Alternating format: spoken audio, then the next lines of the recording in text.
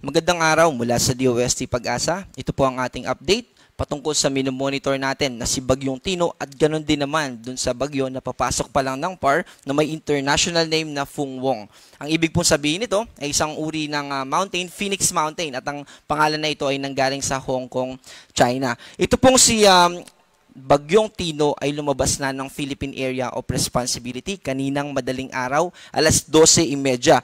At ito pong area ng nasakop nitong si Bagyong Tino ay wala nang magiging direktang epekto sa anumang parte ng ating bansa. At mas bumilis sa po yung pagkilos nito pakanluran. Ibig sabihin, within this day din ay pupunta na siya dito sa silangang bahagi o east coast ng bansang Vietnam. At dahil sa paglayo niya, ay wala na rin tayo nakataas na gale warning o babala patungkol sa matataas na alon. At nakalift na rin o wala na rin tayo nakataas na babala patungkol sa storm surge. Pero dahil po dito sa papalapit na si Bagyong Uwan po yung itatawag natin na local name. Ito po ay Bisaya na ang ibig sabihin ay ulan. At sa kasalukuyan sa ating latest location patungkol dito kay Tropical Storm Fung Wong, ito ay nasa layong 1,645 kilometers east ng northeastern Mindanao. Ito ay generally magmumove pa northwest papalapit dito sa northern Luzon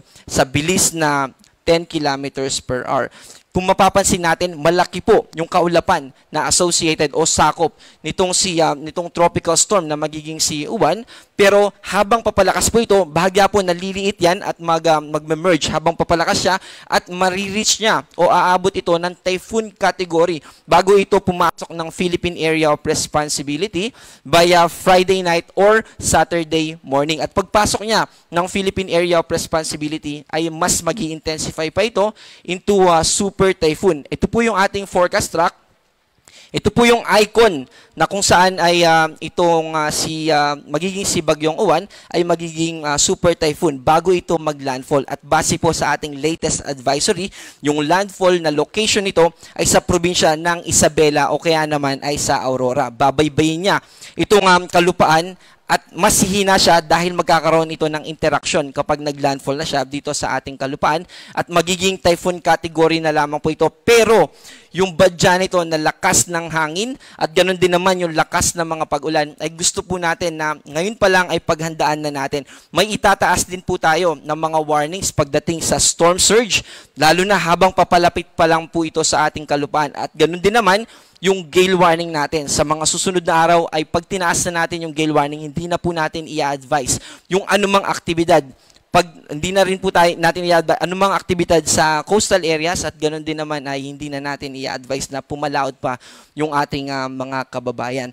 Bukod po dito sa dalawang bagyo na binanggit natin, in terms of general weather naman po, ang nakakaapekto sa atin sa kasalukuyan ay yung northeast monsoon o yung amihan. At yung nagiging epekto po nito, dito lalo na sa Batanes ay malamig na temperatura, pero maulap pa rin. At may kasama ito ng mga pag-ambon o mga light rains. At ganoon din naman, nananatili pa rin yung shear line. Ito pong shear line yung nakakaapekto dito sa Metro Manila nung mga nakaraang araw, kaya po maulan. Pero kahapon, dahil mas nag-recede o umatras na yung posisyon ng shear line, ay hindi na po tayo nakakaranas ng mga pag-ulan dito sa Metro Manila. Ang naaapektuhan na lamang po nitong shear line ay yung probinsya ng Isabela. Bukod po doon, dito naman sa Metro Manila, ang magiging lagay ng ating panahon at kasama din yung natitirang bahagi ng ating bansa ay magiging partly cloudy to cloudy skies. Ibig sabihin, mababa na yung tsansa ng mga pag-ulan. Pero nandun pa rin naman yung posibilidad ng mga localized thunderstorms. Ito yung mga pag-ulan for a short period of time and for a specific area lamang. Halimbawa sa Metro Manila, may mga city lamang na magkakaroon ng mga pag-ulan for a short period of time. Ang susunod po natin na update patungkol dito sa ating minomonitor na paparating na si Uwan ay mamayang 5 p.m. Ganon din naman po yung susunod natin na live weather update. At yan po yung ating update. Ako po si John Manalo. Mag-ingat po tayo.